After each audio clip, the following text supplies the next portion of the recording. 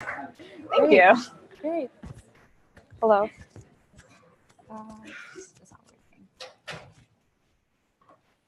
Hello? Is that working? Okay. All right. It's on. Just making sure. Hello, students, faculty, visitors, and committee co-creators. It is our greatest honor to welcome you to the 11th Human Development Conference. Our names are Caroline Murtag and Vaishali Nayak, and we are the co-chairs of this year's student-led event. We are incredibly enthusiastic to be here today, to embark with you on a weekend filled with inspiring presentations and meaningful dialogue. With presenters from Chicago, Seattle, Singapore, Mexico, and more, we have conducted research in 5 continents across the world, and this passionate group has truly become a global community. Before we introduce our wonderful keynotes who are present with us here on the podium, we'd like to take a moment to reflect on this year's theme, Engaging with Empathy, a preferential option for the poor in development. Through this message, we seek to examine the research presented and the dialogue that it inspires as a platform to listen to the perspectives of those directly affected by development challenges. We want to use this weekend to reflect on how we might walk alongside marginalized individuals in bilateral partnerships. We hope to make your experience as collaborative as possible, and we are grateful for the unique perspective that each of you brings today. This central idea of engaging with empathy is something that came up after having countless talks and discussions with our peers, our advisors, and our own personal experiences. My own perspective toward development has been shaped by my encounters with the people who have walked alongside me. When I visited Uganda for the first time to learn in clinics, Andrew, a Ugandan healthcare worker, showed me what it means to practice a preferential option for the poor. During the facility's antiretroviral therapy refill days, HIV-positive patients formed a line that snaked around the side of the building as they waited for treatment. Rather than simply give out medication, Andrew intentionally encountered his patients as neighbors, asking them questions about weddings and birthdays, siblings and spouses. He made a point to shake hands with each individual and reminded me to do the same in order to visibly align us with these patients as partners. As I think back to this moment, I realized that Andrew used his own role as a leader to listen deeply to others, to reduce stigma, and to recognize human dignity. Today, when I reflect on the meaning of engaging with empathy, I think of the Andrews in the world who embody this determination to walk with those directly affected by development challenges. I now understand that the preferential option for the poor is not grand or heroic, but is embodied in the everyday gestures that allow us to recognize each other as human beings. In co-creating this conference, my definition of development has been further transformed by the students, professors, and academics in this room who have asked me challenging questions along the way. I was recently reminded of a quote from Lilla Watson, founder of Invisible Children, which reads, "If you have come here to help me, you are wasting your time. But if you have come here because your liberation is bound up with mine, then let us work together." In order to truly partake in equal partnerships, we must reflect on the struggles in our own communities that link us to the rest of the world. How might we use our experiences on a local level to accompany and be accompanied on a global scale? Although my inception into the world of human development was different from Caroline's, our experiences were tied together by this one concept of engaging with empathy. When I first considered entering the foray of international development as a student here at Notre Dame, I was hesitant. Hesitant because my prior experiences were on what I had perceived so far to be on the receiving side. Having spent over 16 years of my life in India, I knew that the developmental problems I would encounter in my classes would feel far more personal than a mere case study we examined. This sense of uncomfort, however, gradually disappeared as I realized that the overarching theme of how development is approached here at Notre Dame, and also at most organizations now, is no longer in terms of us and them, but more in terms of bilateral partnerships, where each side gives and receives. This sense of respect is possible because of an inherent sense of understanding, where struggles cease to become case studies one examines, but more so narratives of daily life. Good research, I've come to understand, is not the search for the perfect result, but instead the desire to promote human dignity for all. Good research, problems, and policies then are viewed from the perspectives of those who are greatly affected by the problems. This humanizing perspective of development is what makes the research we do much different than the research you'll do in any other field. And while the experience that we gain in the process is vital, what's really important is what we do with the results.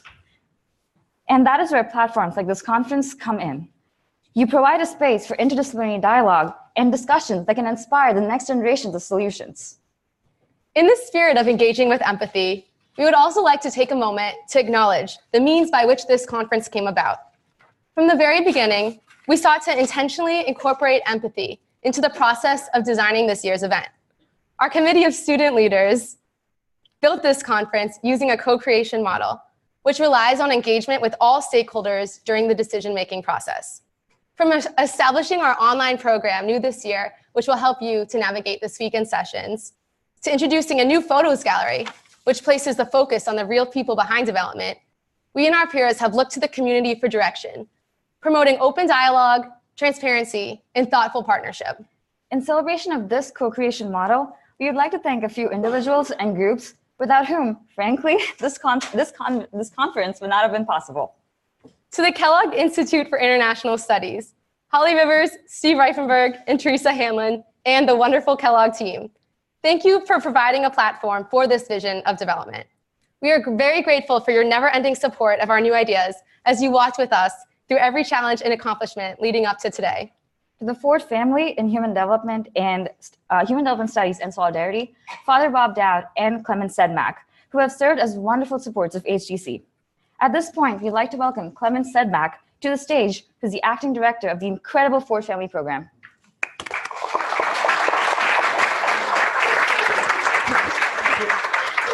That's my 2 minutes. Yes, my sir. 2 minutes to fame. Good afternoon. I represent Father Bob Dowd, who is not here, but with us in spirits. And I should say something about the Ford Family Program in Human Development Studies and Solidarity in 2 minutes. So the Ford Family Program is dedicated to human development studies, understood as integral human development. As you all know, or should know, or might know, or may have known, integral human development is the development of the whole person and all persons. So the Ford program is dedicated to what is the defining mark of the KIO school, integral human development, looking at the whole person in all her dimensions and all persons with the spirit of leaving no one behind. It's also a program in human solidarity. And one way to think about solidarity is the firm commitment to resist the temptation to believe that some lives matter more than others. Let me repeat that. Solidarity is the firm commitment to resist the temptation to believe that some lives matter more than others. And we are trained to thinking that way, that some lives are more valuable, are more precious, are more powerful than others. And solidarity is a way to say this is not right, especially those who are less visible, who are more vulnerable, deserve special attention and support and accompaniment and have a lot to bring. That is why the method of the Ford program is working with long-term community partners where the Ford faculty learns a lot. And that's also why the Ford program believes in students who are not only persons to be taught, but amazing persons to do research, change the world, and teach us. I wish you all the very best with this wonderful conference. Thank you.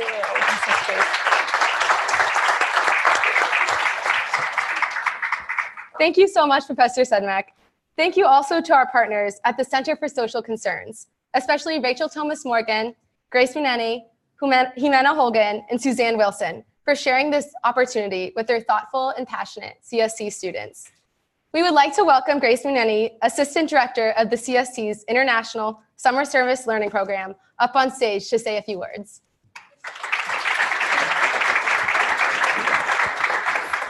Thanks, Grace. Good afternoon, everyone. My name is Grace Monene, Assistant Director in International Engagement at the Center for Social Concerns. And unlike Clement, I had to write my notes down so that I keep myself within the 2 minutes limit. So on behalf of our center's Executive Director, Father Kevin Sandberg, and the entire staff at the Center for Social Concerns, I welcome you to this 2 days engaging conference, and I thank you for being here. The Center for Social Concerns is an academic institute that puts the Catholic social tradition into practice to fulfill the University of Notre Dame's mission to cultivate a disciplined sensibility to the poverty, injustice, and oppression that burden the lives of so many.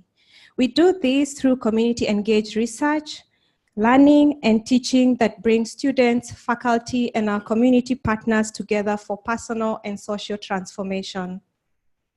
We share much in common with other sponsors of this conference, such as the School for International Training and the Ford Program in Human Development and Solidarity of the Kellogg Institute. It has been a pleasure for the center to be a part of this conference, to sponsor it and to support it since the very beginning in 2008.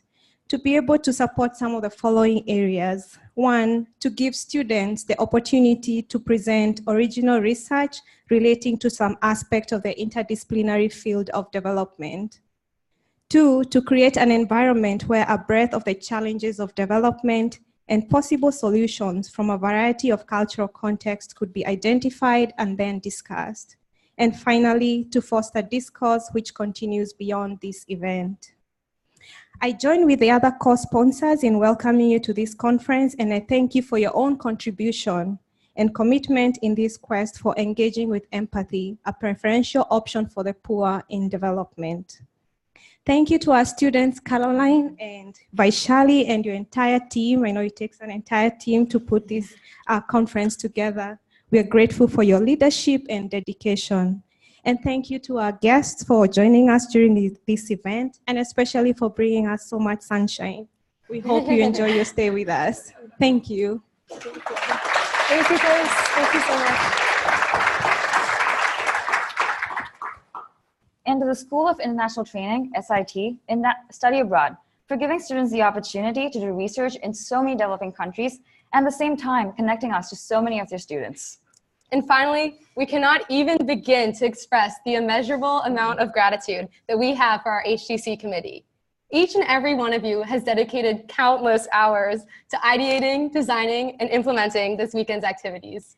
Your passion for collaboration and creativity is inspirational, and a piece of each of you can be found at the core of this conference. Committee members, please stand so that we can recognize you for all that you've done.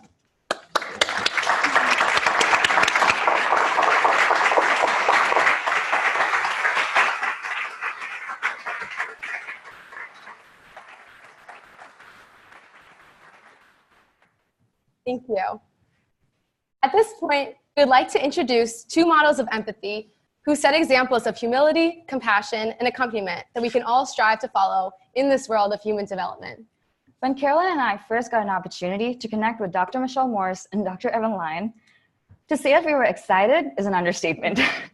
Dr. Morris is the founding co-director of Equal Health, an organization that aims to inspire and support the next generation of Haiti's healthcare leaders. She's also the assistant program director for the internal medicine residency at Brigham and Women's Hospital. In 2015, Dr. Morris worked with several partners to found the Social Medicine Consortium, a global coalition of over 900 people representing over 50 universities and organizations in over 12 countries. This group advocates for social medicine and training health professionals to recognize the root causes of illnesses. Some of her past accolades also include serving as the Deputy Chief Medical Officer for Partners in Health. Dr. Lyon is a physician, advocate, researcher, and author on health and human rights. He is the Chief Integrative Health Officer for the Heartland Alliance for Human Needs and Human Rights, a Chicago-based NGO dedicated to providing healthcare services to Chicago's most vulnerable populations. He has also collaborated with Partners in Health for more than 18 years and has served in the Department of Global Health Equity at Harvard. He has worked on faculties at the University of Chicago Medical School and serves on the board of the Posen Family Center for Human Rights. Even with their accomplished backgrounds, we were pleasantly surprised not only by their sense of humility, but also their excitement for being a part of the student-run conference. In addition to contributing to the vision of the 11th Human Development Conference, they challenged us to think critically. How might this conference not only create a platform for engaging dialogue, but also have actionable outcomes? They're reminding us to inculcate a call to action in all that is done and part of this conference. They asked us about what matters truly to Notre Dame students and reminded us that engagement begins right here at home. Through their thought-provoking questions and experience-led insights, every interaction with them left us with a greater understanding of what collaboration, empathy, and engagement truly looks like. We are incredibly eager to hear what they have to tell us today. Please join us in welcoming Dr. Evan Lyon and Dr. Michelle Morris to the stage.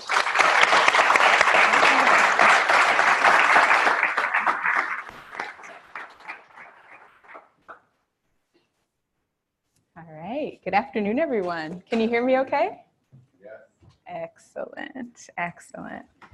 It's such an honor to get to be with you. It's actually my first time ever in Indiana. And the thought of coming in February didn't exactly excite me, but it's really been an honor to get to work with Vaishali and Carolyn and Dr. Reifenberg as well as the conferences come together. I'm going to just share some brief comments, and then Dr. Lyon's also going to share some comments, and then we're going to actually interview each other and have a little bit of dialogue before we open up the conversation to you all. I want to start by just sharing a few thoughts that came to mind as I started to reflect on what human development means, what student leadership in global health means and in global engagement, and my course and path in this work. I would like to say it's the work of health justice, the work of health equity, and I'm very, very honored to get to share a few of these thoughts with you. As a first-year medical student sitting in the amphitheater in Morris Hall at Penn Medical School, which is now Perelman School of Medicine, I looked around the room and I saw 150 brilliant colleagues, many of whom are my closest friends to this day, and I was completely starstruck. Pretty soon, I heard some of the concerns of my fellow students repeated over and over again, that West Philadelphia is not safe.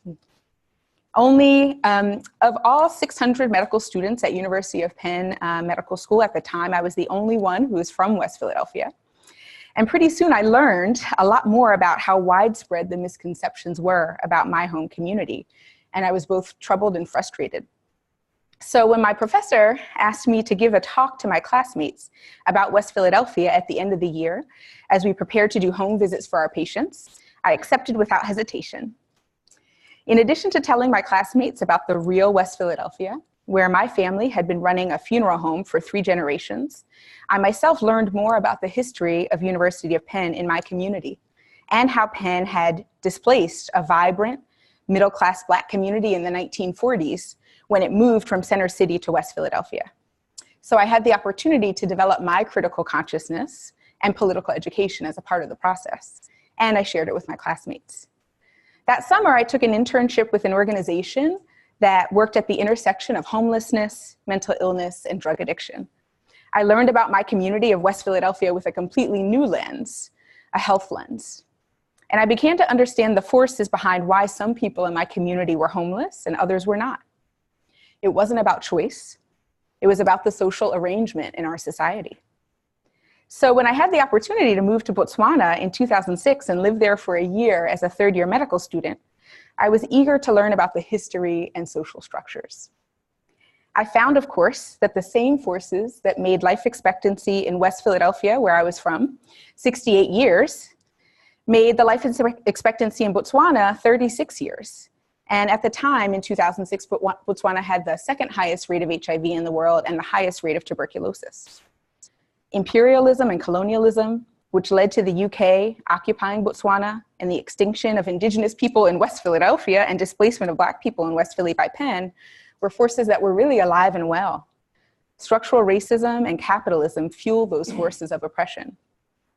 But what I often hear is how we have a responsibility to help the populations that are victims of these forces. And I don't hear enough about what justice would look like for these populations.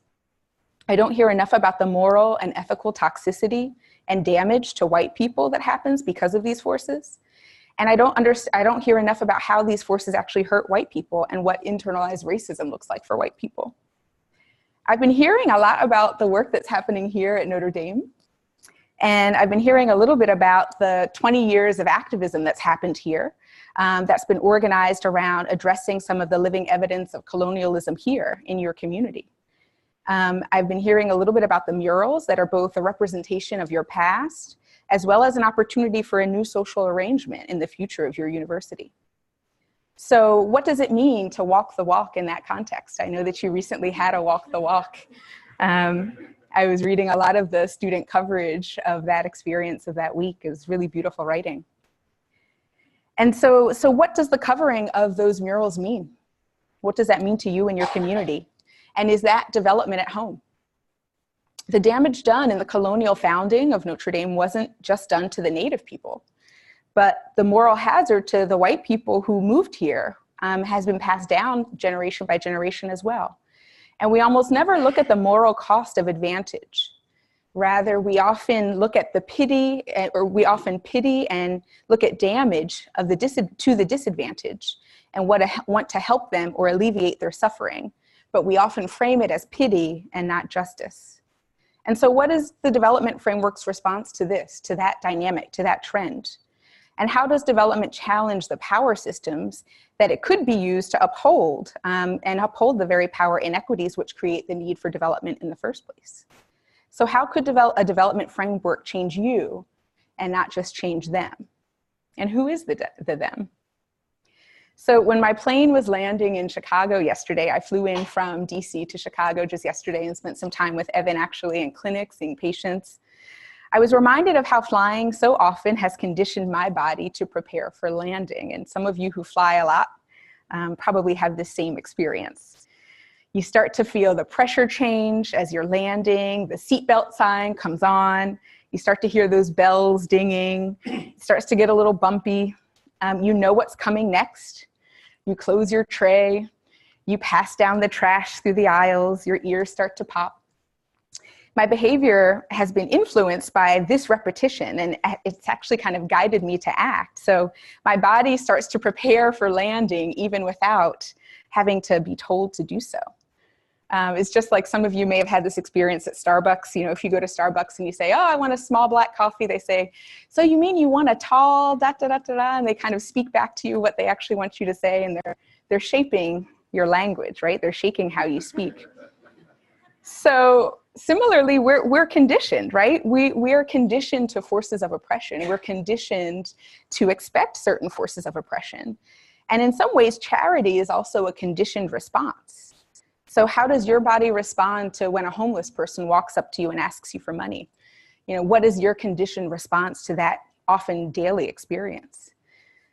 I think it's really incredible what you guys have done with Walk the Walk. And I think having folks like Opal Tometi come and speak and talk about uncovering whiteness is a really bold and courageous set of experiences. So I congratulate you for that work. And I think it's also important to recognize that covering up doesn't change history. So how could the University of Penn, for example, ensure that the history of the Black community that was displaced isn't forgotten and isn't covered up? And what would it look like to change the institution so that that's a part of the history that's told and not something that's forgotten? For me, our campaign against racism within the Social Medicine Consortium, which is something I've been spending a lot of my time on recently, has really been one of the ways we've tried to walk the walk and really try to respond to some of the forces of oppression that I've been talking about. I hope we'll have a chance to talk a little bit more about it. You see our beautiful logo here that was created by an amazing artist named Chip Thomas that you should definitely look up if you don't know him already. And that campaign against racism is 23 chapters across 10 different countries with 250 chapter representatives who've engaged over 1,500 people in the first 6 months of the campaign. The chapters are from Palestine to Haiti to Zimbabwe to Rwanda to Nashville, Tennessee to right next door in Minneapolis. So I would encourage you all to continue to think about what a call to action could look like as a part of this conference. I know that there's some work happening around a database that's going to be used to connect students with opportunities for projects, and perhaps that's a way that you might engage as an action. And I really encourage you to continue to think about what your personal action will be and look forward to continuing the dialogue about it. Thank you.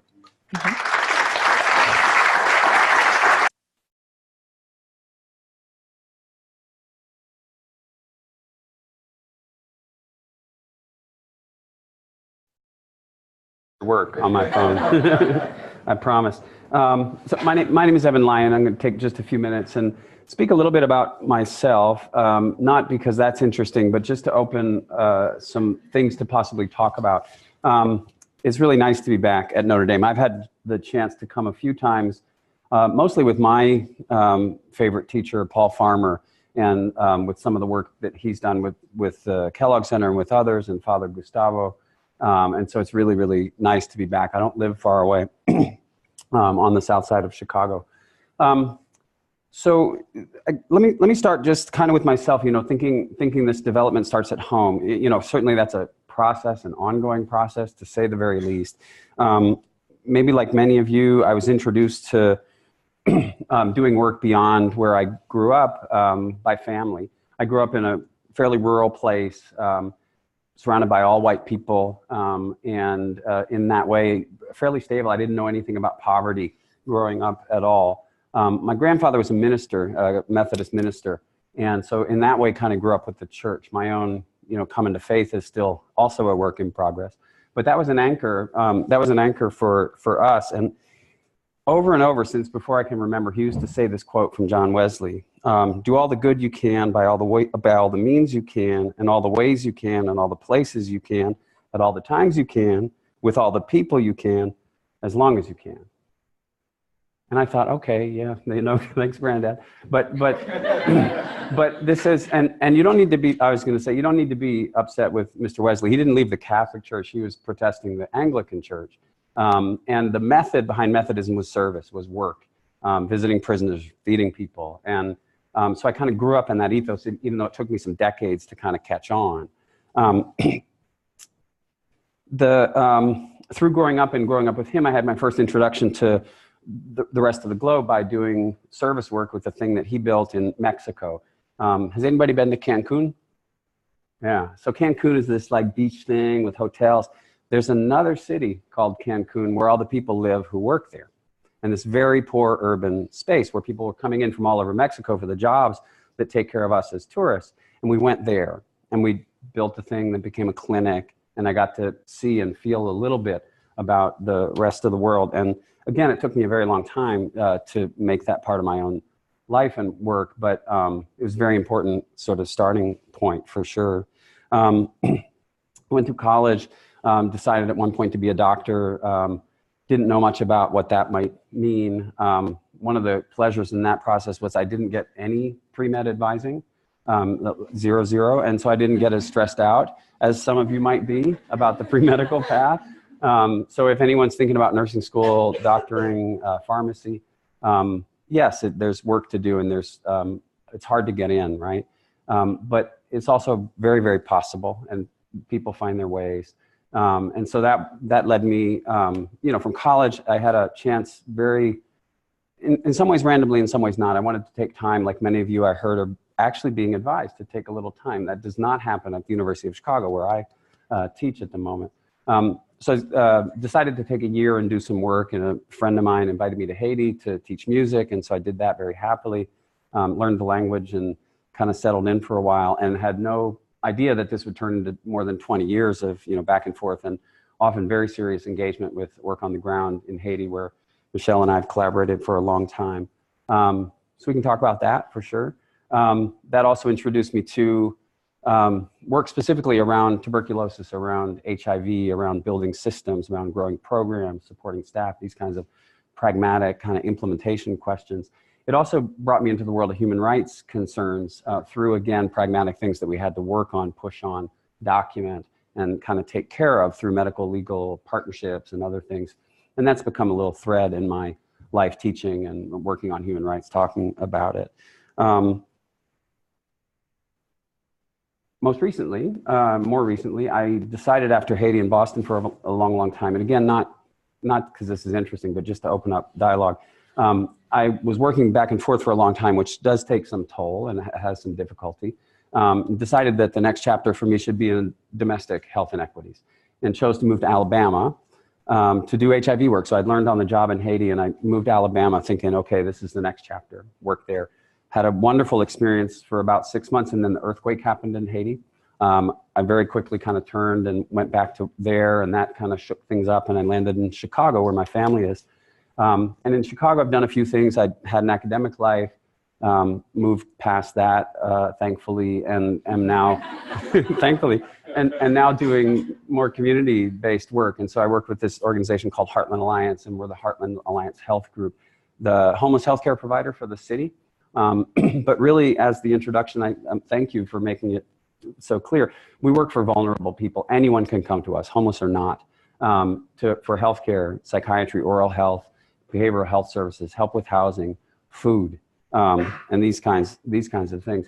I'm sure in your learning and discussions and planning, especially on the more healthy side, people talk about social determinants of health, yeah? And fundamental to development is working to change those, right? So people become less poor, less hungry, more housed, more safe.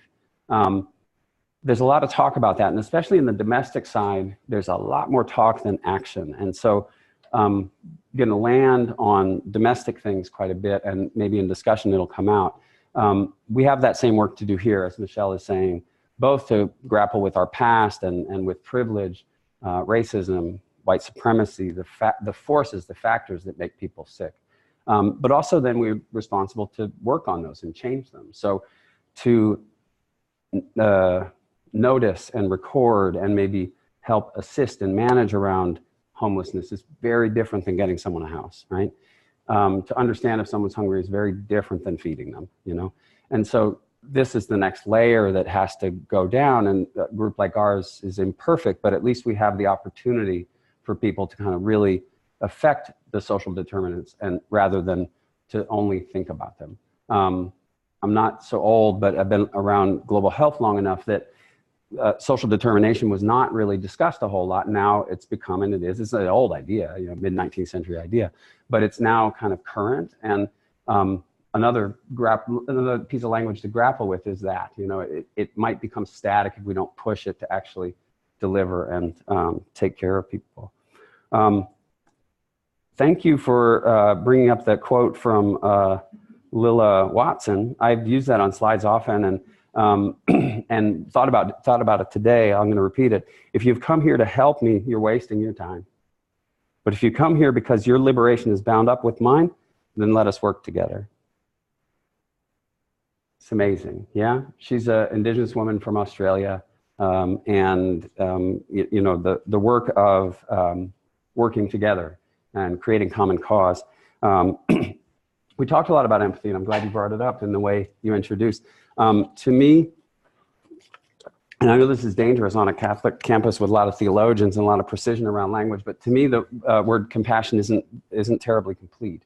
I like the word compassion better, which is, you know, dictionary defined as sympathy, pity, concern for the suffering of others. But that's also not very complete, right? The root of that word is what? Passion, suffering. Compassion is to suffer with.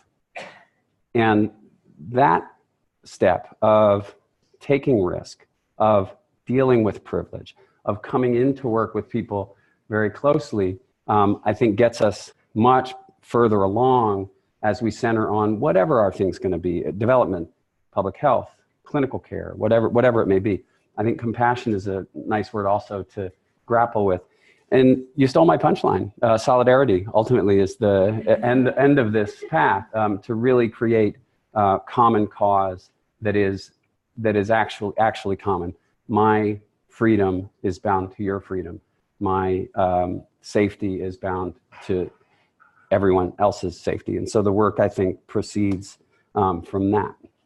I think I'll leave it at that. Thank you.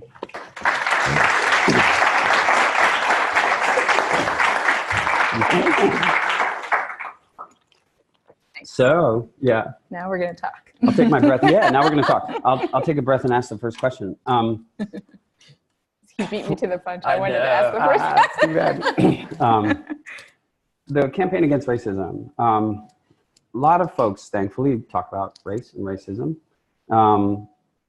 Many people often talk about more recently anti-racist work, right? Work with the intention of changing. But why, you've led this for our group, the Social Medicine Consortium that Michelle and others helped build, and I'm a part of building. Largely, you pushed us there. Why do we have to do that? Deep question. I have to say, it's a really powerful question because of the time that we're in. There's never not a time, I would say, in the US and US history where it's not relevant. But there are times when it's easier to say the word racism than it is to say other words. And I'll just say from my personal experience, at least, a lot of my work is at Brigham and Women's Hospital in Boston and at Harvard Medical School. And when I started residency in 2008 at Brigham and Women's, the word racism was definitely taboo. I might have been thinking about how racism was driving inequity in Boston. And Boston, by the way, has one of the most egregious life expectancy gaps, right? Back Bay, which is probably the richest neighborhood in the city, has a life expectancy of 91.9 years. Wow. Roxbury, which is one of the poorest and most Black neighborhoods in the city, average life expectancy, this is 2012 data, was 59 years. So it's over 30-year life expectancy gap in a city, in a state that has the highest rate of health insurance in the country. And that's what structural racism is. But in 2008, I couldn't really jump on the scene at Brigham and say that. So I think the movement for Black lives, for me at least, has been a force that has opened a window of opportunity and opened a window of honesty around a dialogue about racism that feels far more comfortable, for me at least, than 10 years ago.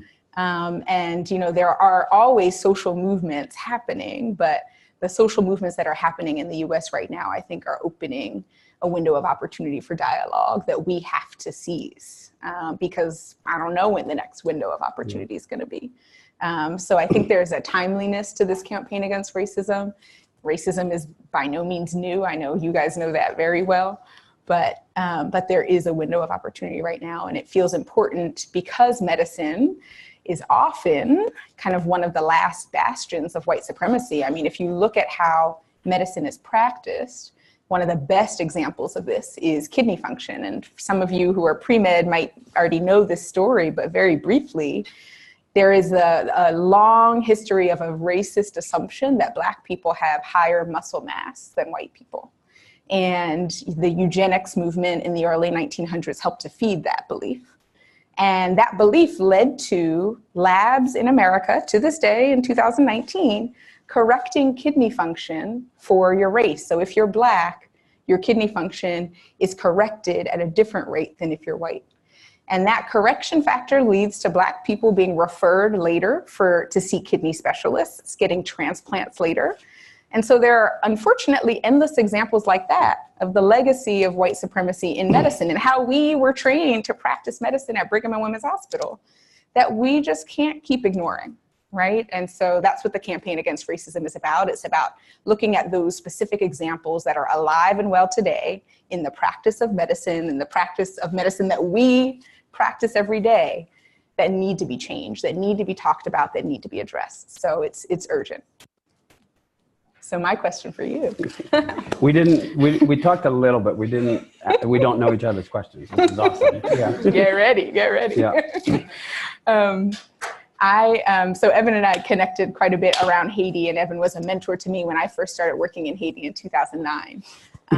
And I am constantly amazed by the way Evan and the model that Evan uses of practicing both in Haiti as well as here in kind of in the Midwest.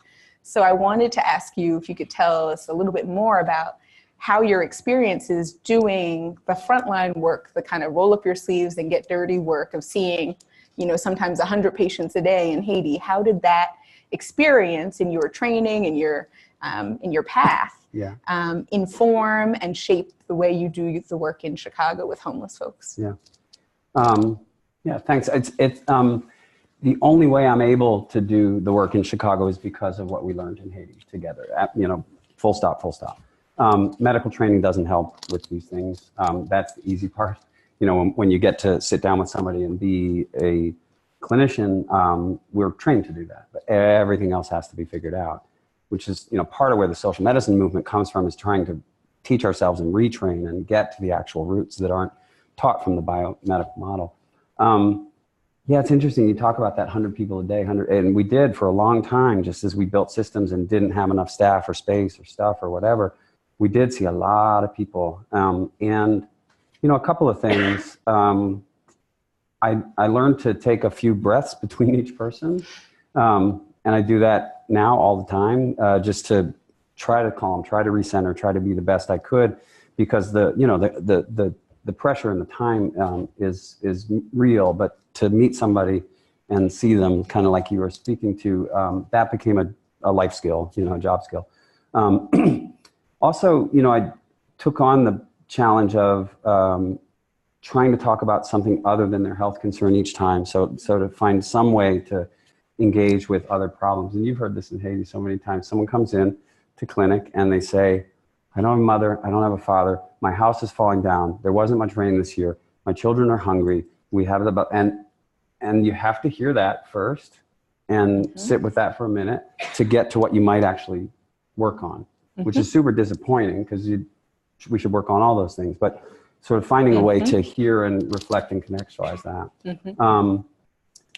You know, in Chicago, so Chicago, you know, it's a big city, a lot of great and a lot of tough, and the death gaps in Chicago are similar, not quite that dramatic, but Boston's special, right? Especially around race and racism. But, you know, in Chicago, we have this platform, this place to work on inequity, on social justice, on creating change and, you know, addressing social determinants. A couple of thoughts, and then I'll stop talking. Certainly being willing and able to work on anything with anyone is a Haiti skill, right? Just work in close community and close communication, learning from everybody who's there, and, you know, ultimately with the goal of really becoming in solidarity, you know, working that through that's my job every day, even though I have a, you know, a title and responsibility. That's the job. And again, I didn't learn that in medical school. I bet you didn't either. Right? All right. So some real, not that this is a great plan, but some comfort with chaos, some comfort with uncertainty, which, you know, freaks a lot of us out, especially privileged people. It freaks privileged people out not to be certain, and the work is uncertain. You make your cause with someone who's poor and suffering, it's not certain what's going to happen. So being comfortable with that. Organizing, you know, organizing community, organizing people, again, not a medical skill. And then, you know, community stuff. We started our day with a community group in Englewood that's doing some really beautiful stuff and already doing community health work, and we're going to pull that along through just deepening our ties. But yeah, doing that I wouldn't have known how to do without doing other stuff. And that's where the work gets done. Hospitals, clinics are pretty easy, but the rest is harder. Yeah. I'm going to go back to the campaign thing just because another point I want to pull out. So with this campaign, which you're all most welcome to join, Michelle will tell you how in 2 sentences. No, it's an open place for people to come and work and organize and think about and act on issues of racism and white supremacy.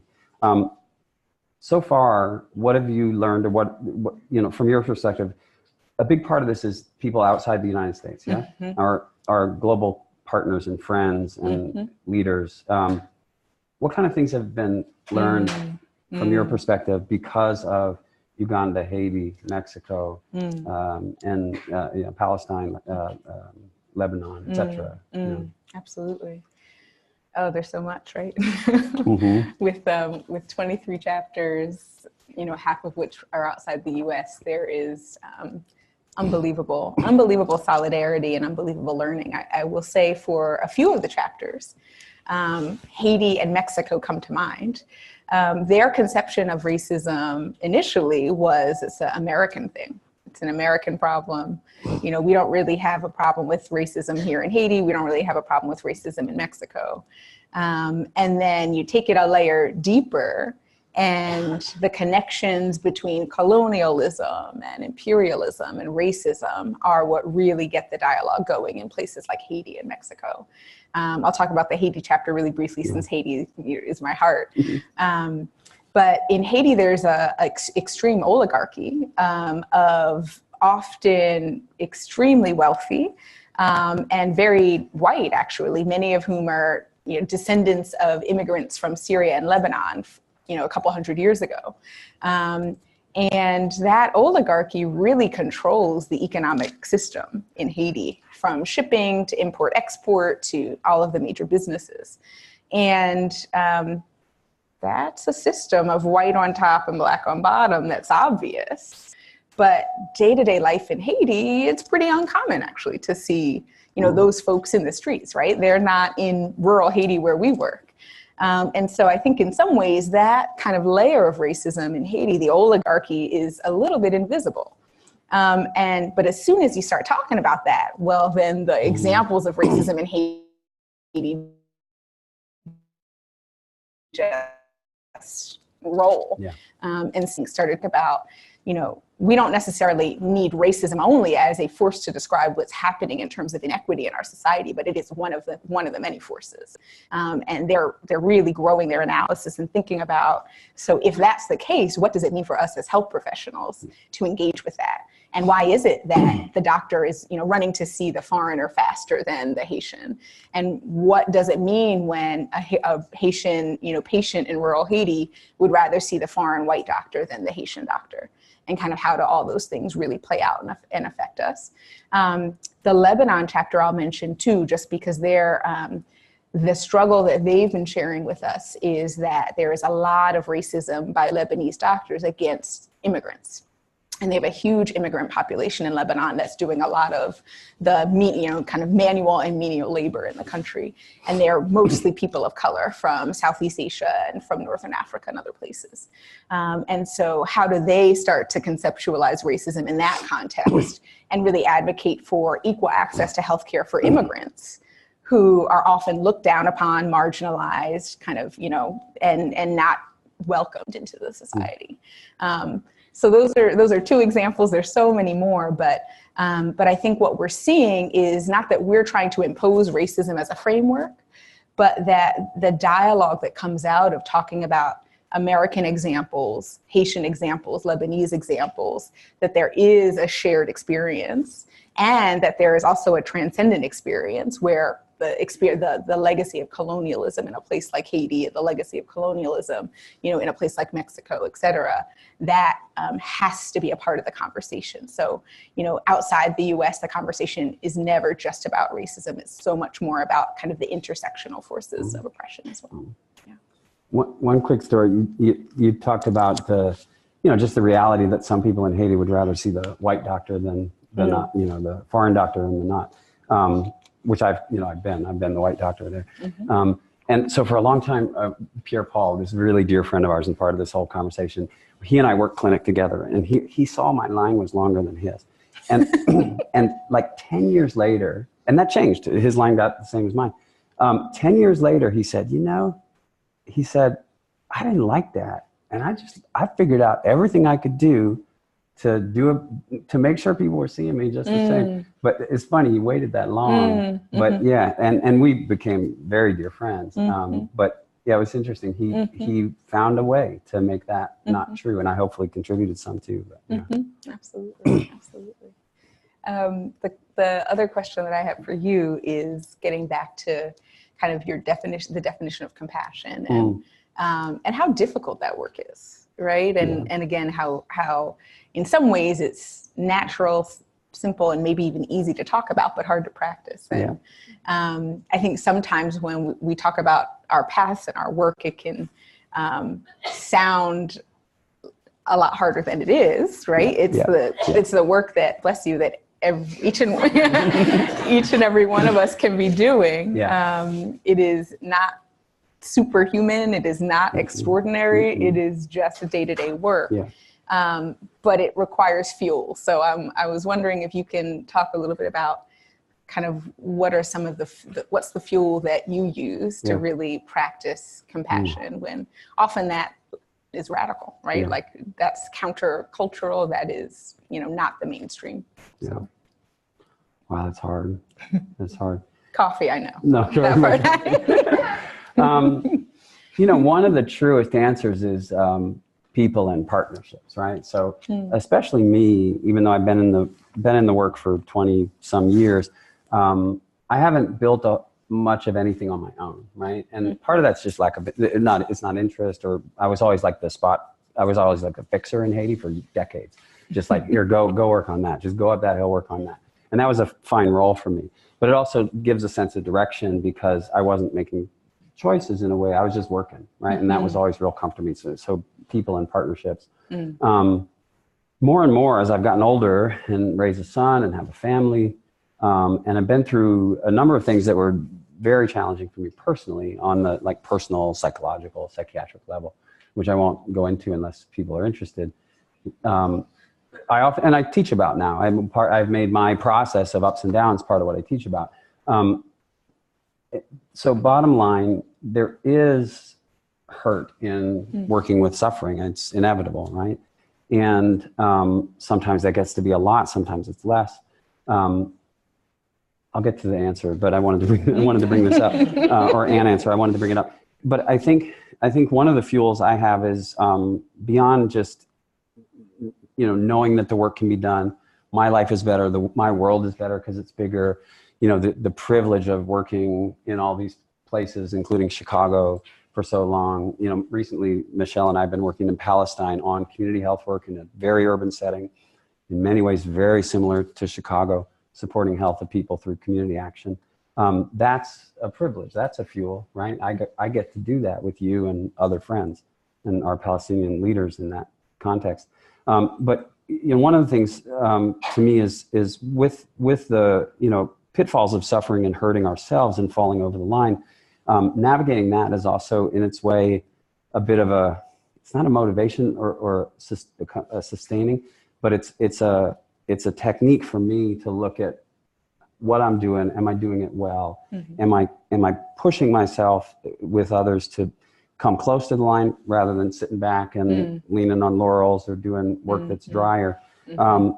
And then watching out for falling over, because I've fallen over a few times, and that's a different story, sort of.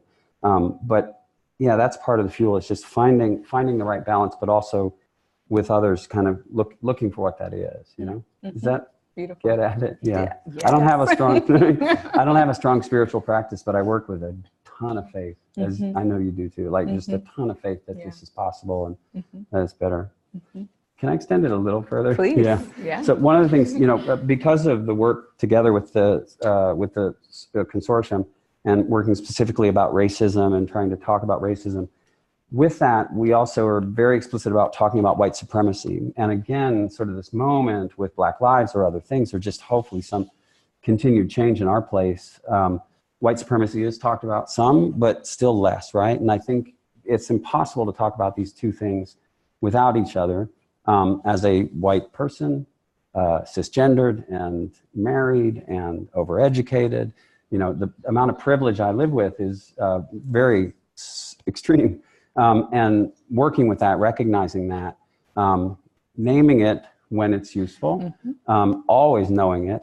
But then around this supremacy question, I think it's really, really helpful. And we have a responsibility, the white folks who are in this room or people who identify themselves as white, we have a real responsibility to work on this with people we can talk to that, say, Black, brown, or other oppressed people can't talk to, right? So kind of working with that has been kind of central.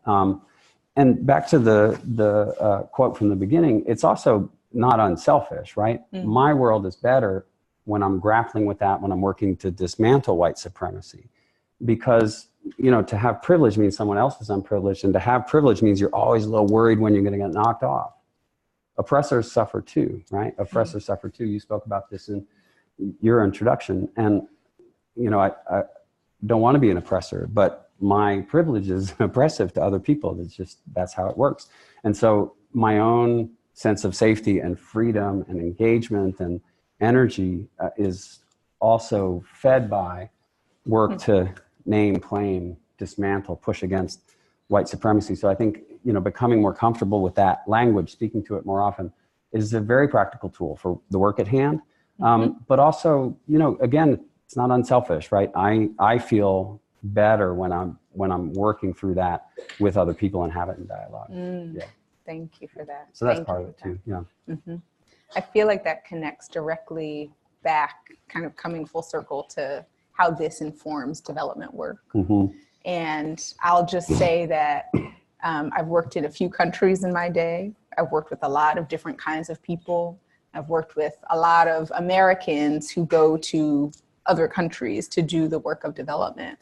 And I would say that the minority have a deep understanding of how systems of, racial supremacy, of structural racism work, and how that might connect to their work. And so I think it's a real opportunity for change and a real call to action for all of us that are doing global health. Some of you may be familiar I know not everyone's a health person here, but some of you may be familiar with Teju Cole and his kind of, outing the white savior industrial complex and talking about that and making sure it's trending on Twitter and all that kind of stuff. But I think that there's some serious conversation to be had about that.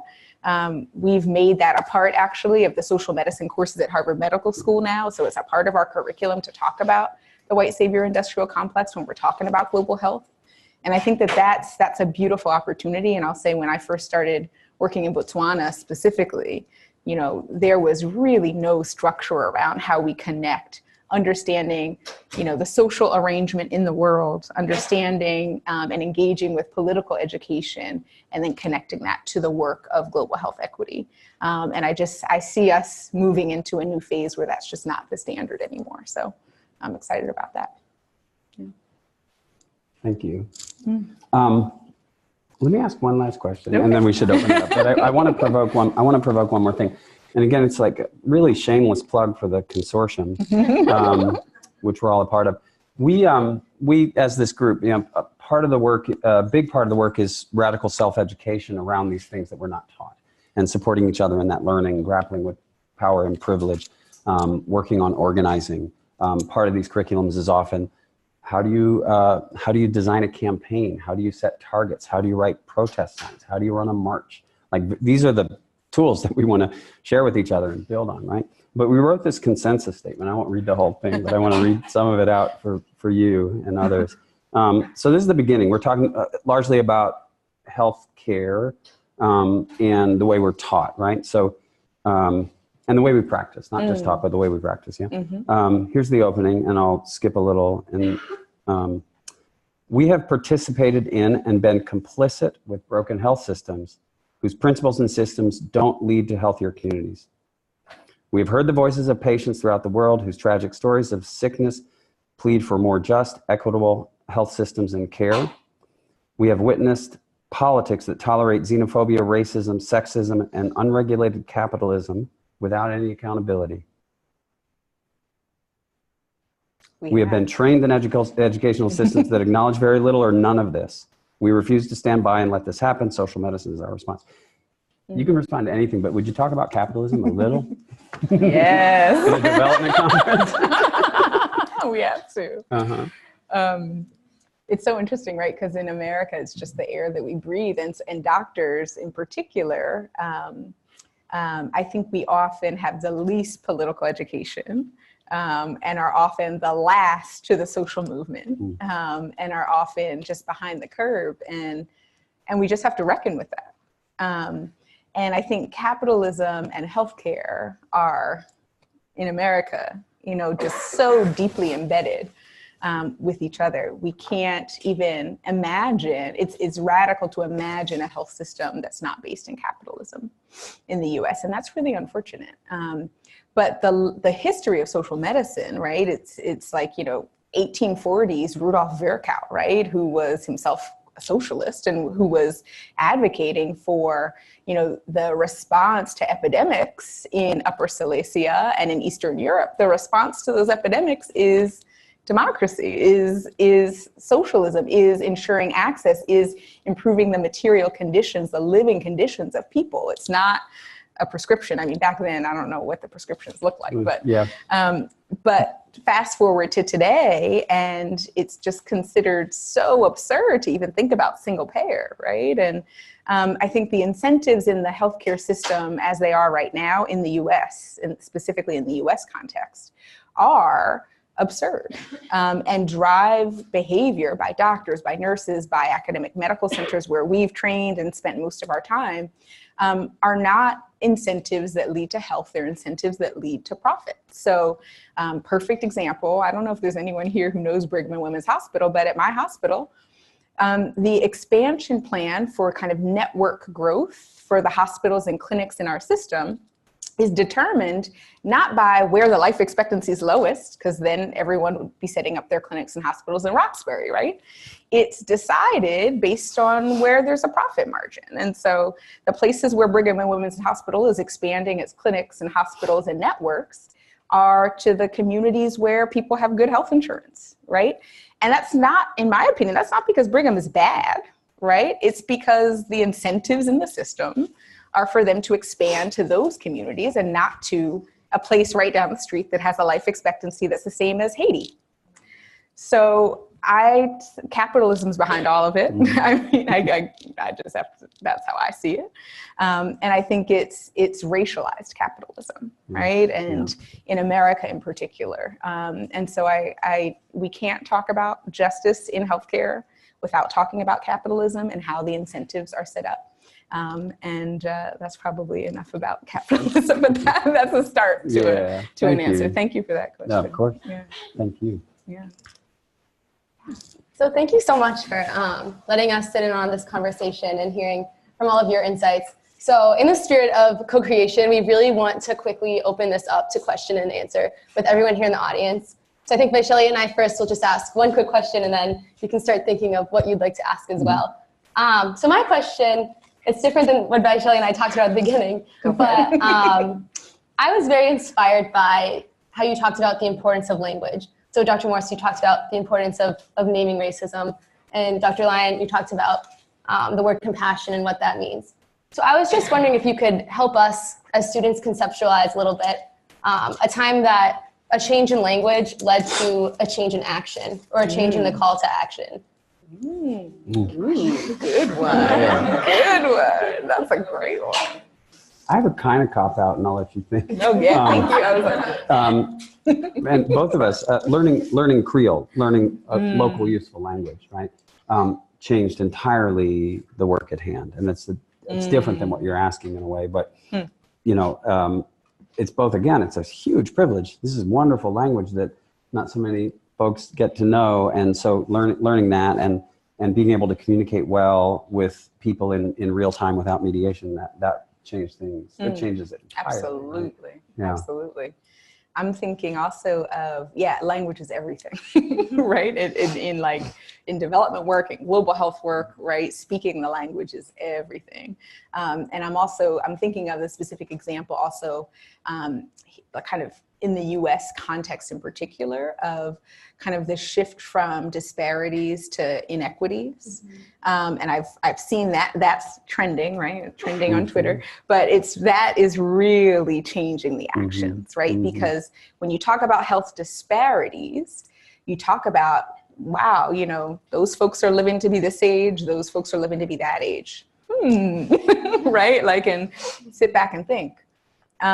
When you talk about them as inequities, it inherently means that there is an injustice there, that there is an unnecessary difference, that there's an injustice behind that difference, and therefore it has to be rectified, right? And the response is justice rather than reflection. And I think that shift is really, I feel like we're just starting to see the change in action from that shift in language. Yeah, thank you. Yeah. I had a question, also a little different than what we discussed. So you both mentioned to some extent the idea of a savior complex in research and how it materializes. So this room is full basically of student researchers who are either thinking or planning a research question or thinking or planning a design for it, and then will eventually or have already interpreted the results in a certain framework. So what can we as student researchers heading out into the field do to be conscious of a savior complex, or as you mentioned, racism that often tends to go unnoticed, like it did in Haiti? How can we be conscious of it in all these different steps of the research project? Ooh, I mean, that's an awesome question. My immediate response is theory, right? Like that's where theory helps us. And I'm, in a lot of ways, a new student of critical race theory. I definitely didn't learn it at Penn in medical school. I've been loving the journey into where critical race theorists are helping us to ask better questions. And one that I would encourage all of you guys to engage with. I mean, you know, reading critical theory is not exactly fun all the time, but engaging with critical race theory would be powerful. And what if your research questions always assumed structural racism? And how might that change the questions that you're asking? I think is just one tiny example. We're talking a lot more about like how we can bring feminist theory into medical education. And anyways, yes, theory. Yeah. I'll go brief, but my thought was exactly the opposite in a way. Not opposing, but opposite. Humility is a big thing, and it's like simple to talk about, and it takes forever to learn. And again, privilege and power, like you have to commit to it, but coming with humility is a great start. Yeah. Part of the white savior complex is work that we get and we benefit from, we extract, right? So if it's possible, and in students it's challenging because your time's short and tools are new, et cetera, but everything you can do to talk a lot about the question with people that you're going to be working with, try to figure out what priorities might be there, work around whatever academic box you got to check to make the work somewhat relevant, right? Because those are often very different questions, right? And sort of building, co-creating these things together, that avoids a whole bunch of pitfalls, right? And it's hard to do in student mode, but yeah, be aware, it's not only the savior of like, look at this great thing I do, or blah, blah, blah, but also the way that a lot of global engagement is somewhat extractive, and that can be avoided if you're careful. Make sense? Yeah. Thank you.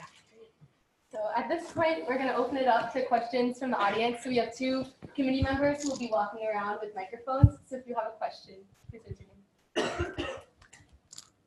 Thanks for what you shared. Both of you brought up things that you learned from your work in global health, or specifically maybe in Haiti, about things that you learned and weren't at all taught in medical school. So what advice would you have for us, or what is a good journey for us who maybe might be going right into medical school if we are in medicine, or what can we learn and take those concepts before many years down the road of where we could get to the place of where you are in global health and having those experiences abroad?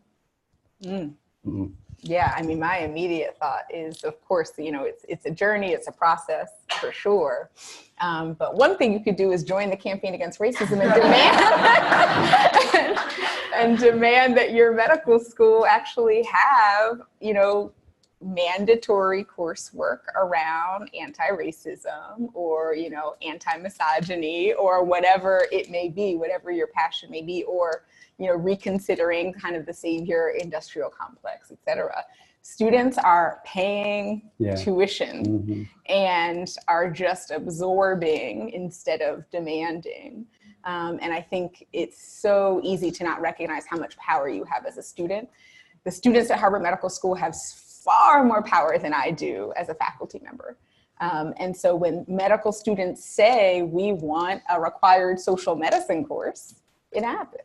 If Michelle Moore says it, it's like, yeah, okay. Yeah, right. Right. You said that before. Yeah, right. So I think holding those institutions accountable, like that's the institutional change that's then going to impact all the students who come after you. So I hope this is not a don't go to medical school. I hope that's not what you're, go to medical school and change it. Yeah, definitely.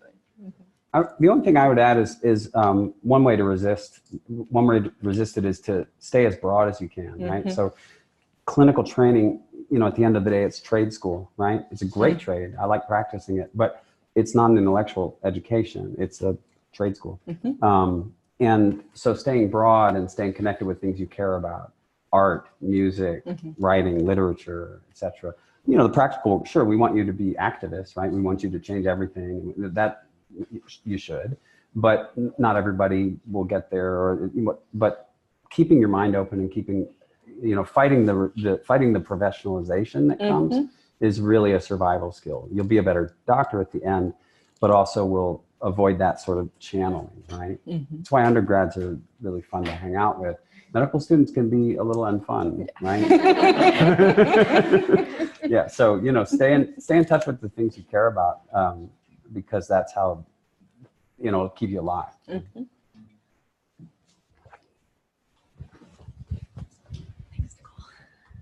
Hi. So I just have a question. We've talked a lot about solidarity and engaging through empathy. And as student researchers and a lot of students in this room who've gone abroad, I guess how do we walk the line between wanting to engage in solidarity and engage through empathy and understand and create these relationships where we know that our lives are bound together, and like walk that fragile line between appropriation, because I know that's a problem that has come up a lot in the US. And so especially coming like as a white student, just like how do you walk that line in like wanting to engage as much as you can, but also not wanting to cross that line? Yeah, it's a couple of thoughts, and I'll be quick. You have a little bit of a pass because you're a student, right? And so if you're working with people and they understand you're a student, it's okay in that mode to be there to learn, right? So I think one of the tensions in what you're saying is, wow, I really want to give back. I really want to give back. I want to do the best thing. That may not be possible. Your job's to learn, right? Your job's to be a student, and that's okay. That's perfect, right? It's awesome. So that's a way the pressure comes up, is like the ambition to do a thing creates a false tension that doesn't need to be so strong, right? So just being a student learning. Time helps, which you don't have, right? So the more time you have with community, with people, with then things settle. Humility, for sure. People know kindness, right? It's universal. I've had the luxury of doing house calls in a bunch of places, including the south side of Chicago, where I'm super foreign. I'm not from Chicago, not black, I'm overeducated, all these things. And we work it out, you work it out, and people recognize, not to oversimplify all these things we brought up, but real kindness, real compassion, real solidarity is felt, and we can all do that, right? I have nothing to add. That says it. No, I think that's it. Yeah, but the student thing's interesting, right? So like, don't put unnecessary pressures on yourself, right? Trying to give back in the context of your learning and some research, that's a little too much for the container to hold. And it's okay to be a student. In fact, it's fabulous. Hi, I'm Morgan. I actually came here from the University of Dayton, so thanks for making this trip very worthwhile. Right. So I had a question for both of you, kind of more specifically for you, Dr. Lyon. You talked about naming and claiming your privileges and working to dismantling them daily. I was just wondering if you have any experience or if you've seen it in other people of white guilt, and seeing if that gets in the way of doing the work, what the process is of overcoming that and turning that into something productive rather than getting caught up in it and being scared to do the work, and how you would tell people to work past that in a positive way. Fabulous question. Yeah, thank you. And the first thing I think is I probably don't think about it enough, frankly.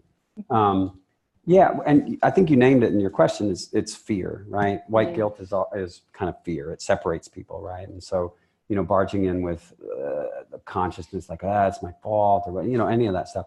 It's also a way of holding on power, right? It's a way of remaining separate. So you think your role is bigger than it is, right? You're just a person. You got a thing to do. Maybe you do it together. Hopefully you do it together. That's not a technique necessarily, but that's I think how to think about it. In a meaningful way, like we all grew up in Partners in Health, and Partners in Health, Socios en Salud, Compañeros en Salud, all these names are Partners in Health. Partnership is kind of the key. So when there are differences in power. There are fewer not white doctors than there are white doctors, and that's just the thing. And I'd like to work on the things that I think should be worked on, and so we'll have to grapple with that. But partnerships also diffuse that well. But yeah, the sort of carrying guilt and tension and fear into relationship, it just slows things down, right? And so letting go of that and, making peace with it. Like Michelle knows, we know, like we lived months, years in Haiti and surrounded by very deep physical need. And then I come home and I got cable and I got a hot shower, and that's a little bit tense, that's a little bit tense. And you could stay in that tension or just, kind of learn to live with it more comfortably. It doesn't go away, but yeah, it's a beautiful question. I have two quick things I would add to that. I think you said it. I think I just started reading this book. Maybe you guys know it. It's called My Grandmother's Hands. And it's by a clinical psychologist and social worker who he does all kinds of interesting work. He's based in Minneapolis, but he talks about white body supremacy and talks about kind of, it's in some ways in the tradition of kind of Ta-Nehisi Coates and how he talks about the Black body, but really gets at kind of white supremacy as a trauma response, and how what we need to be doing as Black people, as brown people, as white people is actually recognizing how guilt and trauma are driving some of our responses, and how that bubbles up into a system of structural racism. And I had never thought about it that way. That's like, clearly I'm not a therapist, but like this is how therapists are thinking about racism.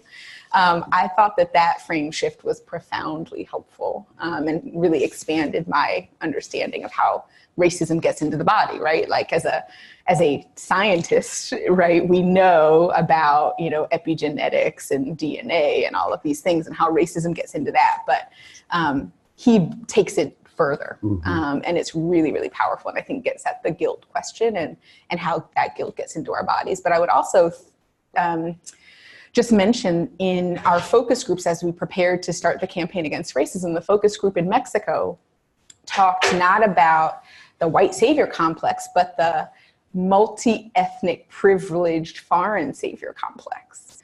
And, you know, as a Black American woman, for me, like, you know, again, I mean, I don't have white guilt, but I have guilt, right? Like looking at what our country has done to Haiti over the past 200 years, like who doesn't feel guilty about that, right? And so I think all of us have, we all have guilt to manage. We all have guilt to manage. It's not to conflate white guilt with other guilt, but it is to say when you're engaging in, you know, the work of global health equity, you live the inequity, right? Be it the shower, be it the access. So, yeah. Showers are the best. Hot showers are the best. Enjoy everyone. Enjoy everyone you have. Right? Yeah, they're the best. We'll do like 2 more questions. And we'll hang out after. Yeah. I want to first thank you both for giving us a wonderful Friday afternoon. I guess my question is mainly for Dr. Morris, but I think there can be a flip side to it. You're a woman of color, but you're also a doctor. But like when you can take care of yourself, right, as a medical professional, but a lot of women of color cannot. And a lot of them go into these doctor's offices and they believe what their doctors tell them. And like, I like to believe that these doctors, maybe unknowingly, this is an unknowing violence, they are not listening to these women. And that's a very common occurrence of not listening to like the very real facts of women of color. And I mean, our bodies are our home. So like, how do you like think about that? And like, how do you, I guess, try and think about that when you're doing your development work and like thinking about how like women are, even if you get them in the door, like there's still the whole second half of that battle. I guess that's a majority. And then obviously, how do you try and understand that? Thank you. Thank you. Your question made me cry. Awesome question. Awesome question. Yeah, thank you for that. That's deep. I guess I would start by saying, I really believe deeply in community ownership of health. And I believe deeply in community leadership in health.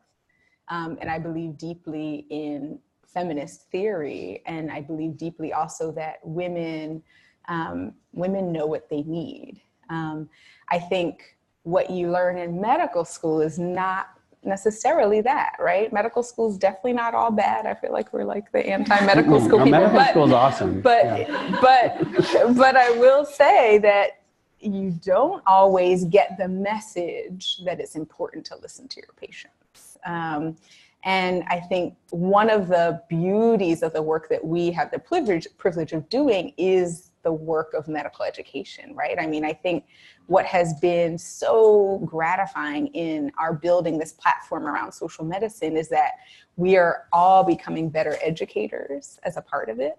And we see ourselves kind of in the Freirean style of teaching and learning, being learner, teacher, teacher, learners, and shifting from this very hierarchical model of all-knowing professor tells medical student how to do everything.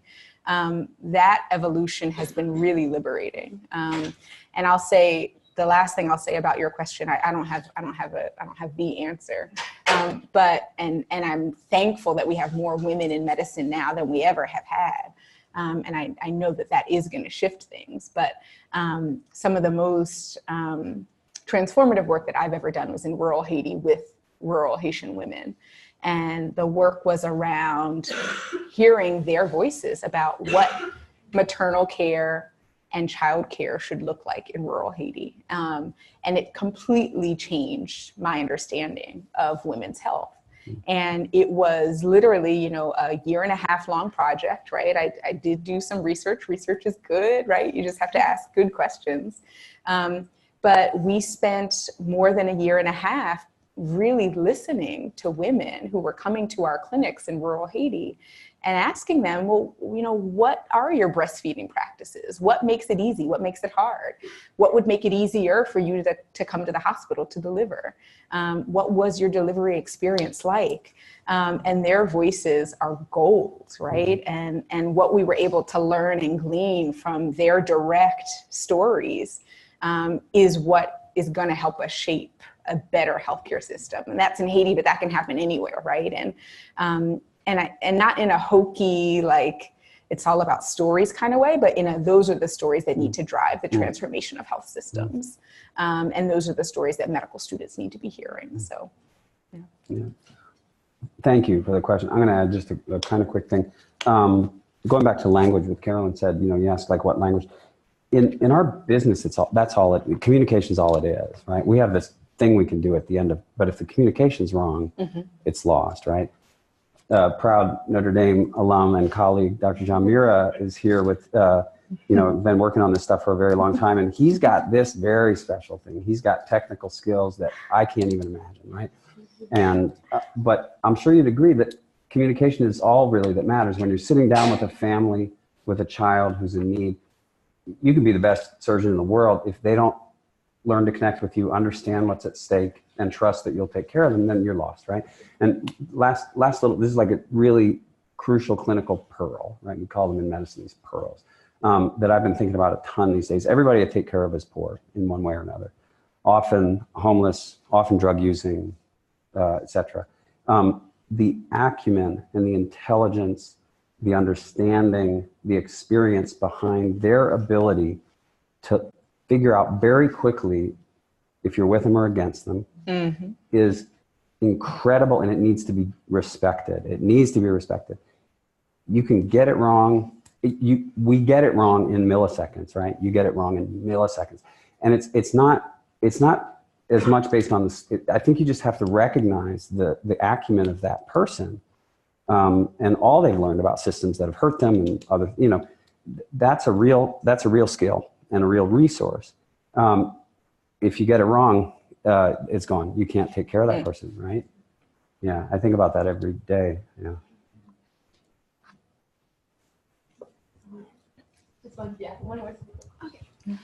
Thanks to you both. I'm also from out of town. I go to school in St. Louis at a very wealthy, privileged institution that's also placed in the city that's fraught with racial and socioeconomic inequities. And so I was really interested in hearing your experience at Harvard, Dr. Morse, kind of in a very similar situation. And I was wondering, this is something I've been grappling with lately. So I was wondering if you had any input as to how you reconcile simultaneously benefiting and contributing to these institutions while also trying to equalize access to the wealth of resources there. Absolutely. That's the classic inside-outside game, right? Yeah. It's such a profound, it's an organizing question, is what it is. And I think if you think about that as an organizing question, the answer is a lot clearer. I think if you consider yourself an organizer, then your goal is to disrupt power inequities, period. And you can do that from outside, you can do that from inside. There are a lot of different ways. I think at a place like Harvard Medical School, it's a lot harder to do from the inside. There's no doubt about it. But I would also say some of the most successful organizing I've seen in medicine has happened at Harvard Medical School, where it was a coalition of mostly students and some faculty that developed this thing called the Racial Justice Coalition that has really been, unbelievable in terms of institutional change. And that couldn't have happened from the outside.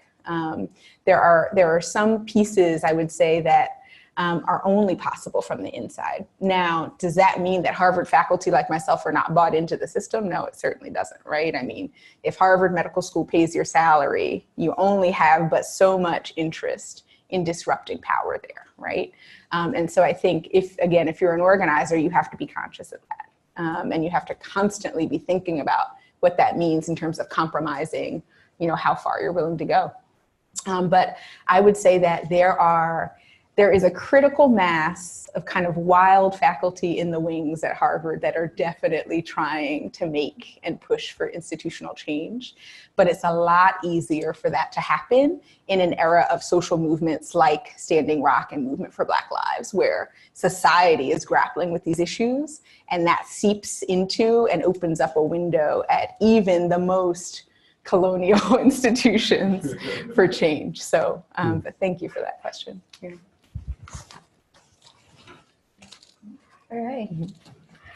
One more, we want to thank everybody, you as the audience, for all of your engaging questions and for being such an interested audience in everything we had to offer on stage today. Thank you. And we wanted to again thank Holly Rivers, Steve Reifenberg, and Therese Hamlin. And we were wondering if you could join us on stage so we could welcome you with the audience. For all of you.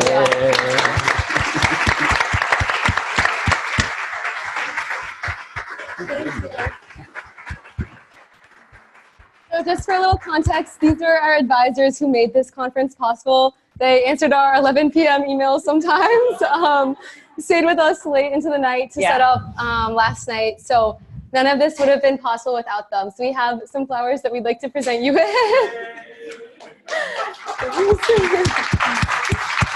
Thank you so much. Do you want to have Just what I was expecting. Okay. Thank you. Thank you. And thank you, Holly. Thank you so much. And then we'd also like to thank our wonderful keynote speakers for their engaging conversation.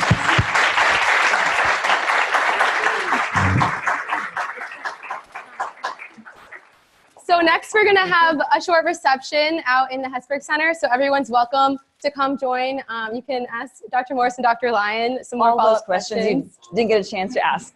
And then tomorrow, breakfast and registration will start at 9 a.m. and the first panel is at 10 a.m.